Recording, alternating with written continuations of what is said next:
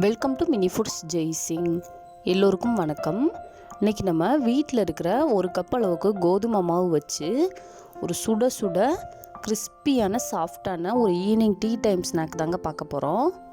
இது பார்க்குறதுக்கும் அவ்வளோ அழகாக இருக்கும். பாருங்கள், இதோட பதம் வந்துட்டு எவ்வளோ சூப்பராக வந்திருக்குன்னு சொல்லிட்டு. மேலே உள்ள லேயர் வந்துட்டு நல்ல கிறிஸ்பாக இருக்கும். உள்ளக்க நம்ம பிச்சு பார்த்தோன்னா அவ்வளோ சாஃப்டாக இருக்குங்க.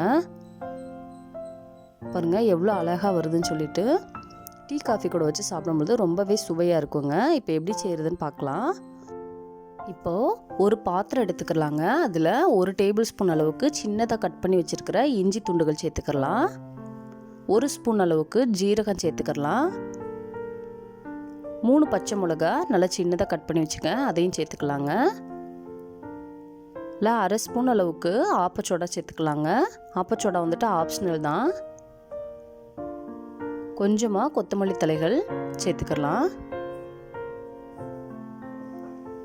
இப்போ இதில் 1 கப் அளவுக்கு தயிர் வந்துட்டு சேர்த்துக்கலாங்க. புளிச்ச தயிர், புளிப்பில்லாத தயிர் எதுவாக இருந்தாலும் நம்ம சேர்த்துக்கலாம். 1 கப் அளவுக்கு சளிச்சு எடுத்த கோதுமை மாவு வந்துட்டு சேர்த்துக்கலாங்க. இப்போ இதில் தேவையான அளவுக்கு உப்பு சேர்த்துக்கலாம்.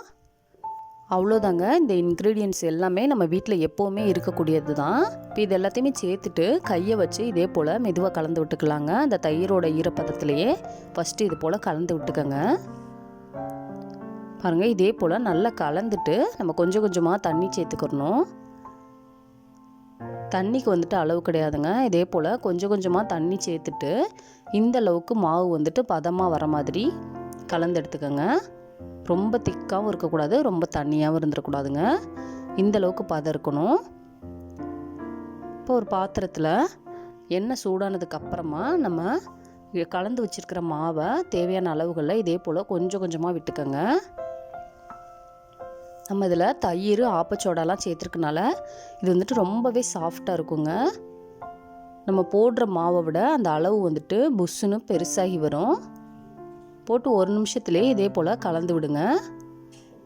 லைட்டாக மறுபக்கம் பரட்டி விடுங்க. லைட்டாக அப்படி நம்ம தொட்டாலே மறுபக்கம் அதுவாகவே பரண்டு வந்துடுங்க. இதை அப்படியே கலந்து விட்டு ஒரு 10 நிமிஷத்துக்கு வேக வச்சுக்கணுங்க. அவ்வளோதான். சுட சுட மொறு மொறுன்னு கோதுமை மாவில் கிறிஸ்பியான போண்டா வந்துட்டு நம்ம ரெடி பண்ணியாச்சுங்க. இது டீ காஃபி கூட மட்டும் இல்லைங்க, சும்மா சாப்பிட்றதுக்கே அவ்வளோ ஒரு டேஸ்ட்டாக இருந்துச்சு. இந்த மேலே இருக்கிற லேயர்லாம் நல்ல கிறிஸ்பாக இருந்துச்சு. பார்க்குறதுக்கே எவ்வளோ அழகாக இருக்குதுன்னு பாருங்கள். இந்த வீடியோ உங்களுக்கு பிடிச்சிச்சின்னா லைக் பண்ணுங்கள், கமெண்ட் பண்ணுங்கள், உங்கள் ஃப்ரெண்ட்ஸ் அண்ட் ஃபேமிலிஸ்க்கும் ஷேர் பண்ணுங்கள். இதே போல் சிம்பிளான ரெசிபீஸ் வீடியோ தொடர்ந்து பார்க்குறதுக்கு மறக்காமல் நம்ம mini foods Jaisingh channel subscribe பண்ணுங்கள். தேங்க்ஸ் ஃபார் வாட்சிங்.